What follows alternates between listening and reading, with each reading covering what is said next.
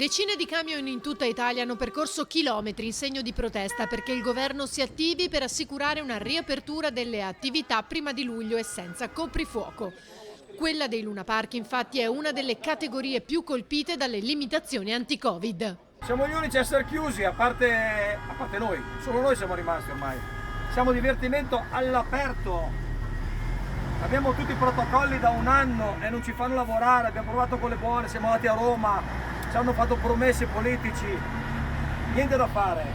Forse stiamo facendo ancora troppo poco, dovremmo proprio ingorgare le città, ma fermarle e bloccarle, non per 2 ore una mattina, per dei giorni, perché non si può arrivare a questi punti qua. Da Treviso a Marghera, lungo il Terraglio, i lavoratori dei Luna Park nel primo pomeriggio sono giunti con una quarantina di camion provenienti da varie regioni del nord Italia nell'area di sosta della metro, per poi concludere la loro manifestazione nella speranza di poter tornare a lavorare quanto prima.